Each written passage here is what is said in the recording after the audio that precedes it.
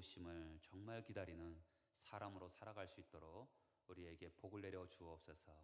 예수님의 이름으로 기도합니다. 아멘. 오늘은 11월 마지막 주일, 교회로 부르는 대림절이 시작하는 주일입니다. 대림절은 성탄에 오시는 예수님을 기다리는 절기로서 성탄절로부터 4주 전부터 시작됩니다. 여러분, 대림절 첫 주간에 예수님의 오심을 기다리십니까? 여러분 살면서 무엇을 간절히 기다린 적이 있습니까? 영국의 화가 헌트가 세상의 빛이라는 그림이 그렸습니다.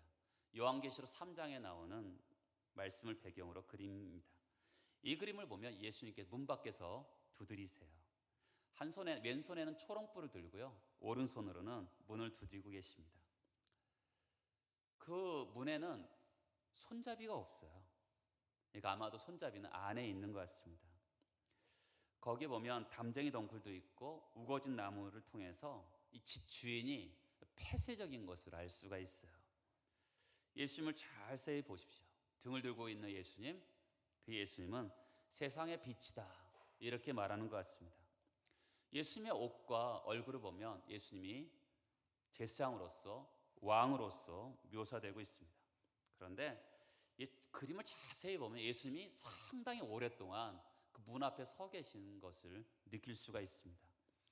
그러니까 이 그림의 제목은 세상의 빛이면서도 또한 그 내용 면에서는 이 기다림이라고 볼 수가 있는 것이죠. 여러분, 대림절은 기다림의 절기입니다. 여러분, 대림절에 기다리는 이 절기를 나타내는 색깔은 이 보라색입니다. 보라색은 사순절도 보라색이거든요. 보라색이라는 의미는 첫 번째는 참회, 회개를 하면서 기다립니다. 그리고 두 번째는요, 희망입니다. 사순절은 뭘 기다리죠? 부활을 기다리죠. 그리고 이 대림절은 뭘 기다립니까? 성탄을 기다리는 것이죠. 그냥 기다리는 게 아니에요. 회개하며 또한 사모하며 기다리는 거죠. 그렇게 성탄을 기다렸던 사람이 있는데 세례 요한이었습니다. 세례 요한에 대해서, 그 시기에 대해서 이렇게 쓰고 있어요. 자, 보시겠습니까? 1절, 디베레 황제가 통치한 지 15해 곧 본디오 빌라도가 유대 총독으로, 헤롯이 갈릴리의 분봉왕으로, 그 동생 빌립이 이두레와 드라고니 지방의 분봉왕으로, 루사니아가 아벨레나의 분봉왕으로, 안나스와 가야바가 대제사장으로 있을 때, 지금 세례 요한이 나타날 때, 세례 요한이 나타날 때가 언제예요? 예수님이 또한 나타날 때죠. 예수님이 나타나실 때 그 당시에 세상의 흐름을, 왕의 이름을 가지고, 제사장들의 이름을 가지고 지금 이야기하고 있어요. 여러분, 그 당시에 정치적으로 로마는 누가 지배했냐면 디베르 황제가 지배하고 있었습니다. 디베르 황제 시대는, 디베르는 우리가 잘 알고 있는 아우구스티누스의 그 다음 황제인데요, 이 사람은 굉장히 반역이 일어날까 봐 두려웠어요. 그래서 그의 마지막 시대에는 공포 정치를 합니다. 반역할 사람들은 가차없이 죽여버리는 거예요. 그러니까 로마 전체의 흐름은 공포스러운 분위기였다라는 것을 이 단어 하나에서 디베르 황제 시대, 공포 시대였다라는 것을 이 단어 하나로 이야기하고 있는 것이죠. 두 번째는 본디오 빌라도예요. 본디오 빌라도는 10년 동안 유다를 다스렸던 로마 총독이었죠.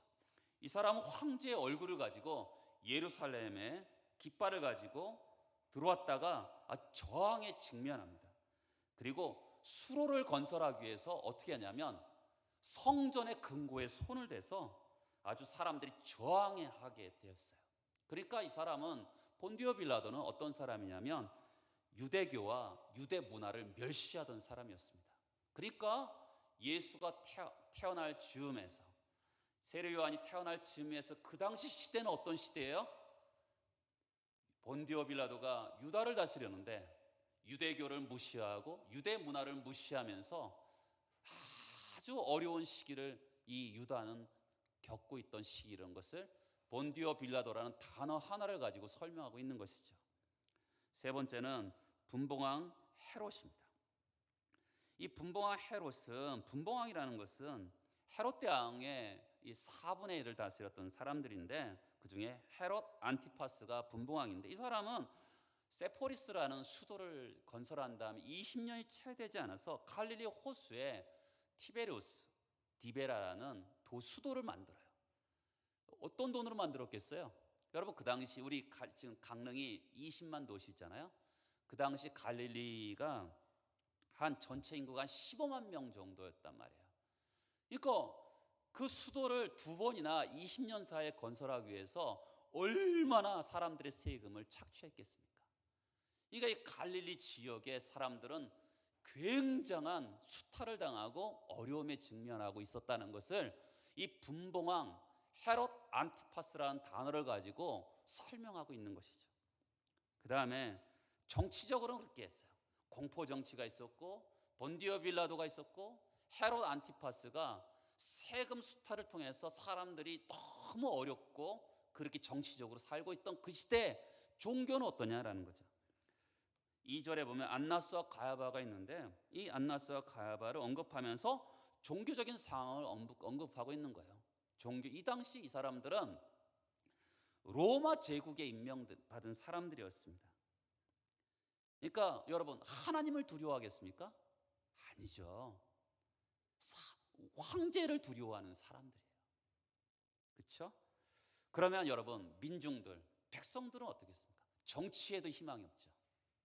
종교에도 희망이 없는 이 시대에 누가 태어났어요? 누가 나타났습니까? 세례 요한이 등장하는 것을 설명하고 있는 거예요.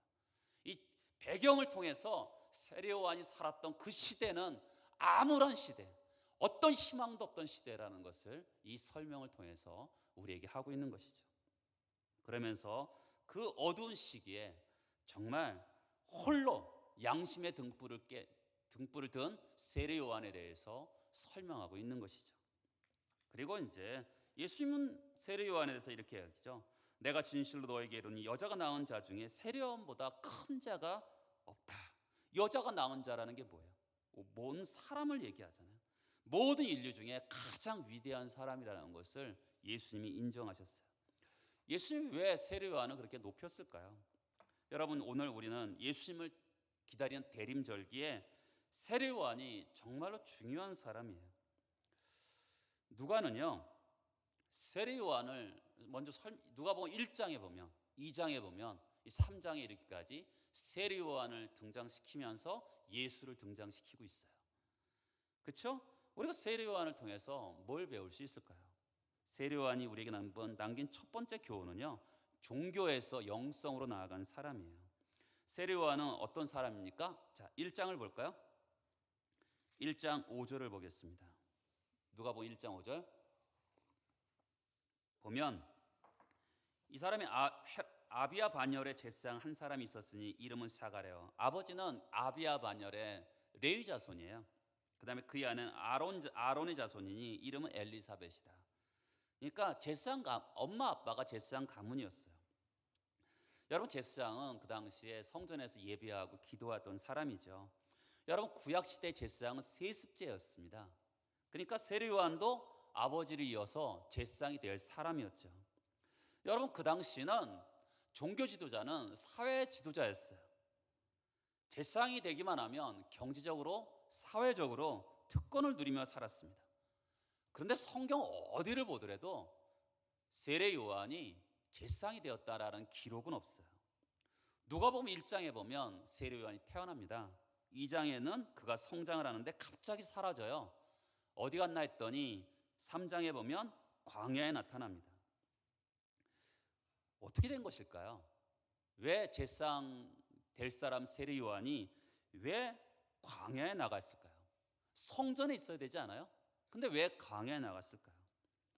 세례 요한은 왜 좋은 집, 좋은 신분을 버리고 광야로 나갔을까요?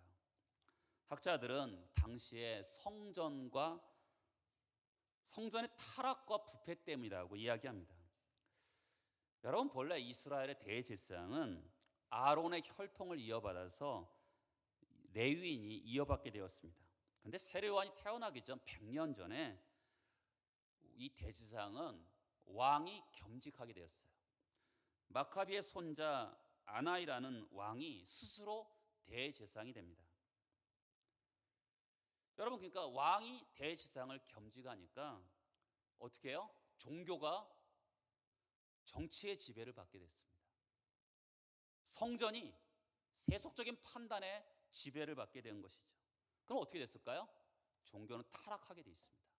종교가 세속적인 판단에 의해서 이어지기 때문에 종교가 타락하고, 성전은 어떤 사람이 있겠어요? 믿음의 사람보다는 정치꾼들이 많은 거죠.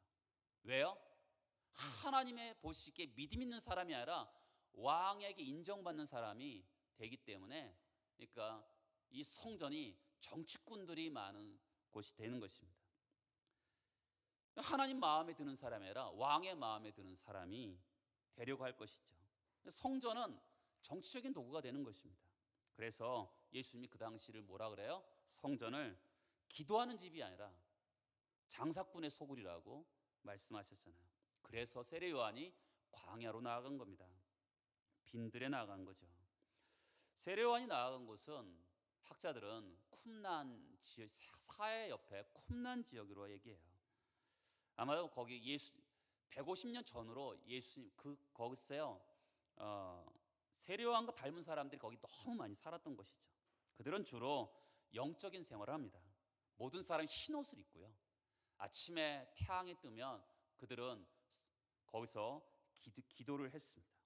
그리고 주로 하루 종일 아침부터 저녁까지 성경 읽고 기도 생활에 집중합니다. 재산, 사유재산은 없어요. 다 함께 먹고 다 같이 함께 살았습니다. 이들의 삶 한마디로 말하면 하나님을 의지하는 삶이었습니다.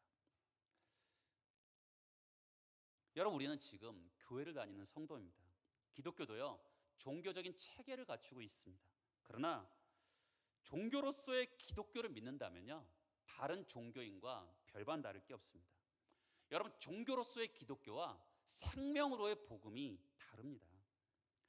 여러분, 우리가 세월호 사건을 통해서 배 밑에 평형수라는 것이 있다는 것을 알게 되었어요. 그렇죠? 저도 처음 알았습니다. 근데 위는 엄청나게 점점 커지는데 이 평형수는 똑같았기 때문에 결국 바람이 확 이렇게 부니까 그 배가 뒤집힌 거 아니겠어요? 마찬가지죠. 우리가 종교인으로 살아가요. 그렇죠? 겉으로 보기에는 예배 생활도 하고 헌금 생활도 하고 봉사 생활도 하고 주일이면 또 교회 오래 다니다 보면 직분도 받고 종교인으로 살아갑니다. 평상시에 문제가 없어요. 그런데 인생에 풍랑이 치면 평형수가 겉으로는 점점 커졌는데 이 안으로의 평형수가 너무나 작았기 때문에 결국 인생이 뒤집혀지는 것이죠. 종교와 영성은 어떻게 다를까요? 종교는요, 바깥으로 드러나는 신앙의 모습이에요. 근데 영성은 안에서 자라는 신앙의 모습입니다. 여러분, 영성은 안에서 자라기 때문에 잘 보이지 않아요. 여러분, 나무가 위로 자라기 전에 밑으로 자라잖아요. 그런 것처럼 밖으로 나오기 전에 안에서 자라는 것이 영성입니다. 종교는요, 하나님을 위한 일이라면 영성은 하나님과의 관계예요. 여러분, 우리는 종교 생활을 할 때 이 겉으로 드러난 업적, 이런 열매만 생각합니다. 근데 영성은 안에 거하는 거예요. 요한복음 15장에 보면 너희가 내 안에 거하고 내 말이 너희 안에 거하면 많은 열매를 맺는다. 여러분, 열매라는 것은 바깥으로 나오기 전에 안에 있는 거예요. 안에서 자라야지만이 열매가 바깥으로 나오는 거거든요. 종교는 다른 사람의 경험을 의지합니다. 영성은요, 내가 경험한 거예요. 그래서 영성은 초월적인 하나님과의 관계입니다. 종교가 제도적이라면, 여러분, 종교가 제도적이에요. 교회에 어떤 당회도 있고 직원회도 있고 어떤 팀도 있고, 이 종교는 제도적인 게 있습니다. 그런데 영성은 체험적인 거예요. 그러니까 영성의 권위는 어디에 있어요? 하나님과의 밀접한 관계에 있는 거예요. 그렇다고 교회 제도를 무시해서는 안 되죠. 교회가 2000년 동안의 전통이 있습니다. 교리를 무시해서는 안 돼요. 근데 여러분, 분명한 건요,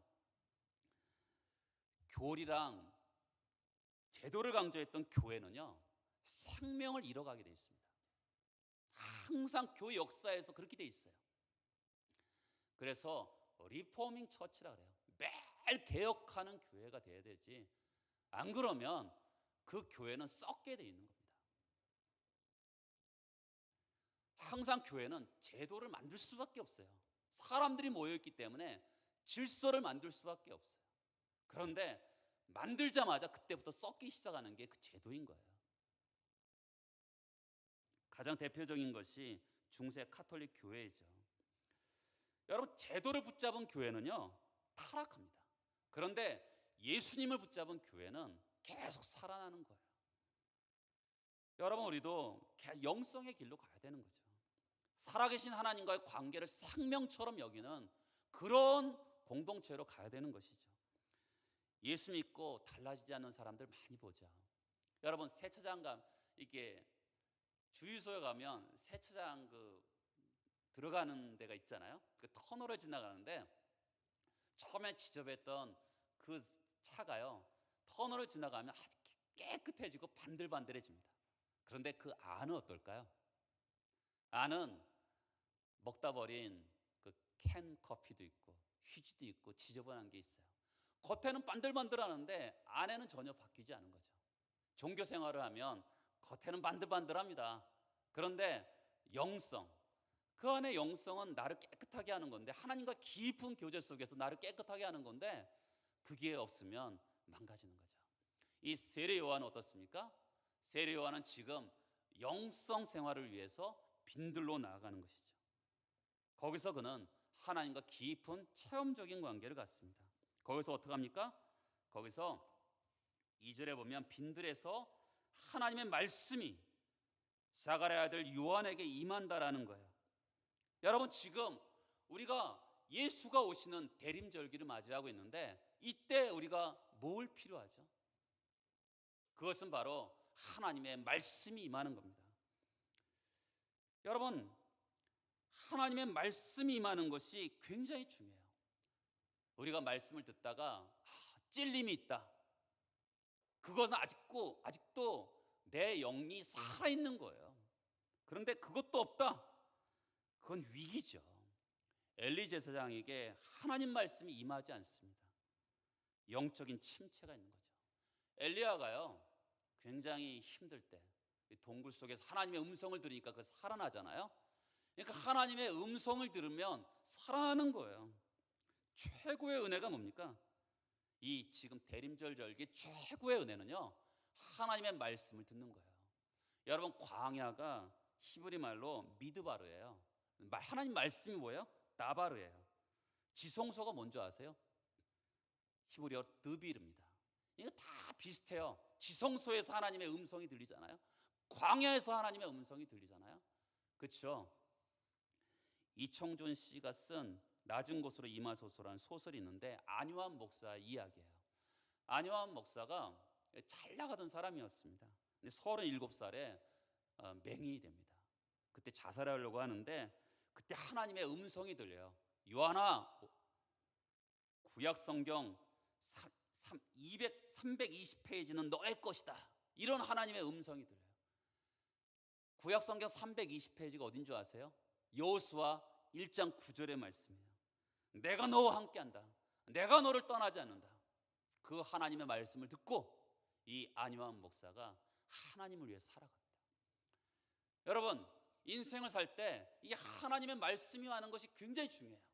특히 여러분, 성탄절 절기에 하나님의 말씀이 얼마나 많이 임하는 줄 아세요? 마리아에게 어때요? 예수가 탄생할 것을 천사가 하나님의 말씀을 천사를 통해서 전해줍니다. 하나님 말씀이 임해요. 그리고 안나와 시므온에게 하나님 말씀이 임하면서 예수를 만나요. 그리고 엘리사벳이 성령이 충만하면서 하나님 말씀이 임하니까 그 태중에 있는 그 예수님을 찬양하게 됩니다. 가장 중요한 게 뭔지 아세요? 요셉이에요. 자, 마태복음 1장을 볼까요?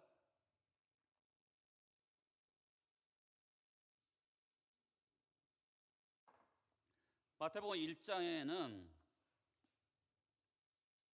요셉에게 하나님 말씀이 임하는 게 나와요. 자, 20절에 보면 끊고자 했더니 주의 사자가 나타나서 성령으로 잉태했다 말씀하잖아요. 그리고 23절에 보면 이사야 말씀을 통해서 그 예수가 임마누엘이라 이렇게 말씀하고요. 그러니까 어떻게 해요? 24절에 보면 주의 분부대로 그 마리아를 데리고 옵니다. 그리고 어떻게 합니까? 13절에 2장 13절에 보면 주의 사자가 요셉에게 현명하여서 아기를 데리고 애굽으로 피하라고 하나님의 음성이 들려요. 그리고 어떻게 합니까?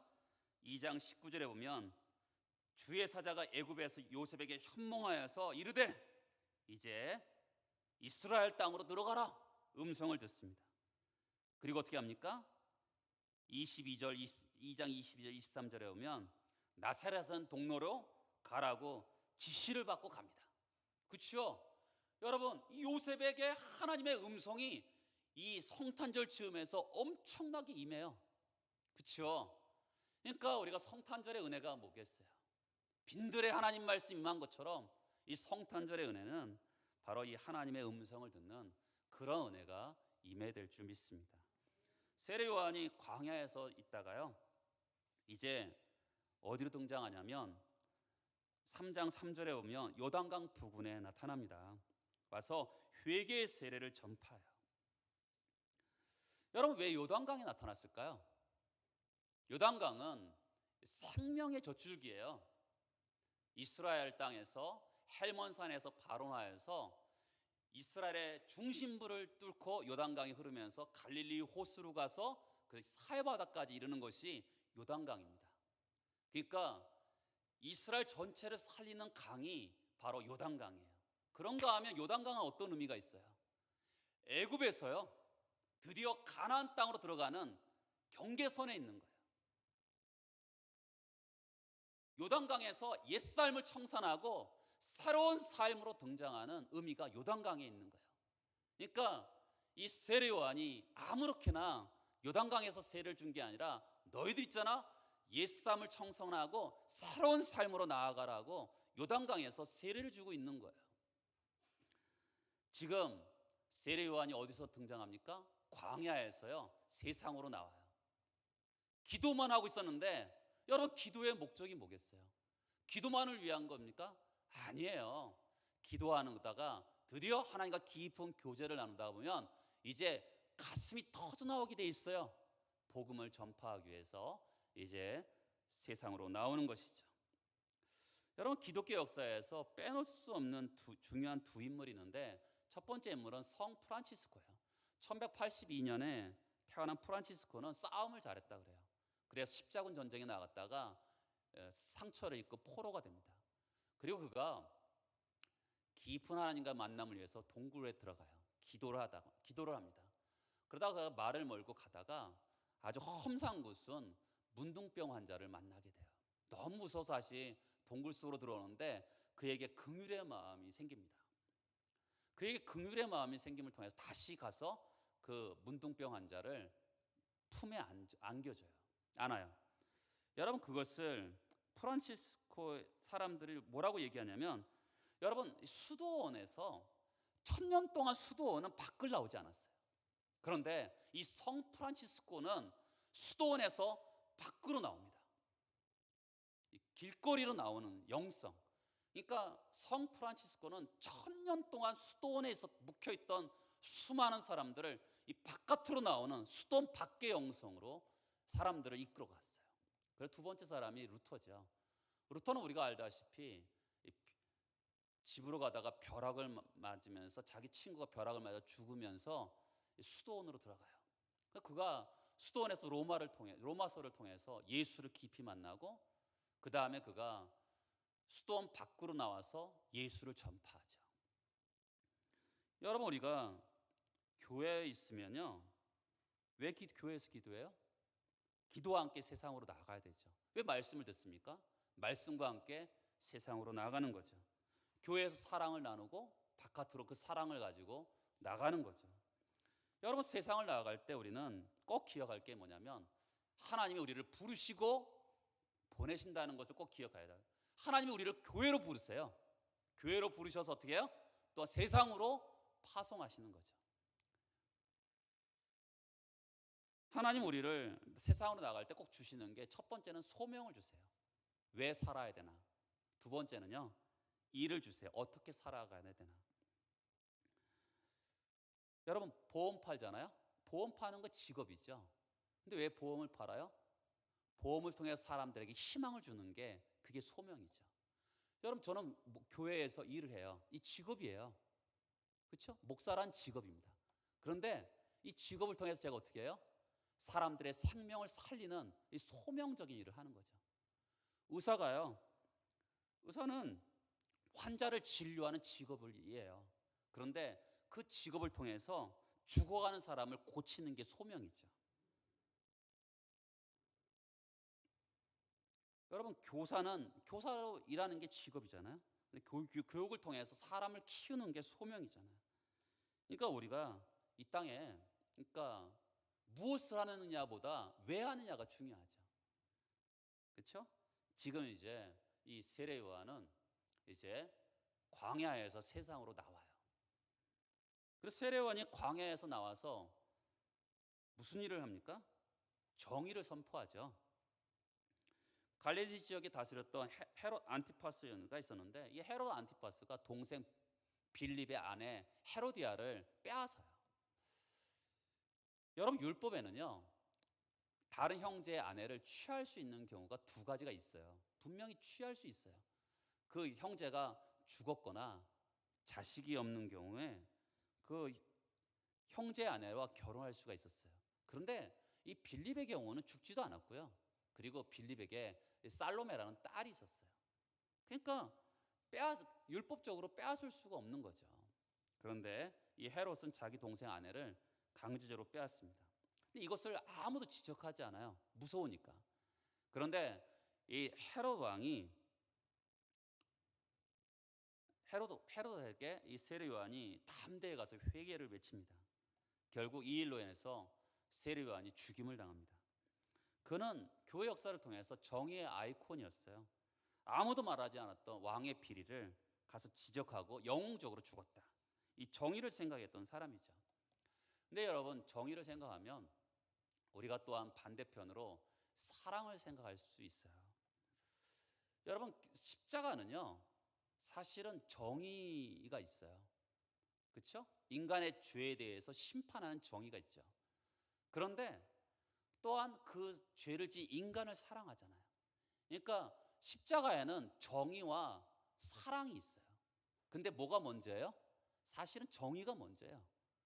그 죄를 심판하잖아요. 그리고 그 인간을 죄를 지은 인간을 사랑하시는 그 하나님의 모습을 보여줘요. 예전에 연평도 포격이 있었죠. 북한에서 연평도를 이렇게 폭격을 해서 많은 사람이 다치기도 하고 죽기도 한 적이 있었는데 여러분 정의가 뭐죠? 북한이 우리에게 그럴 수가 있어 하면서 그대로 같이 대받아치는 게 정의 아니겠어요? 그런데 근데 그 대받아칠 대상이 누구예요? 우리 동포예요. 그렇기 때문에 또한 사랑을 생각해야 되는 거죠. 한 면에서 북한이 나쁜 짓을 했기 때문에 정의롭게 행동해야 되지만 또 한 면에서는 우리의 동포라는 것을 인식할 필요가 있는 거죠.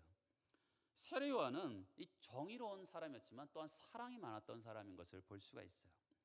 오늘 누가복음 3장에 보면 여러 종류의 사람들이 나와요. 어떻게 합니까?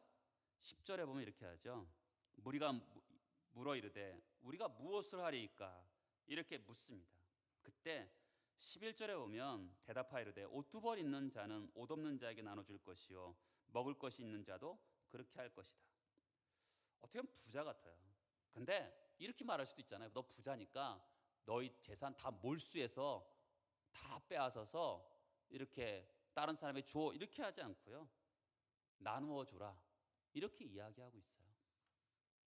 또 12절에 보면 세리가 등장하는데 선생이여 우리는 무엇을 하리까 했더니 13절에 보면 부과된 세금 외에는 거두지 말라. 세리는 그 당시 죄인 중에 죄인이었거든요.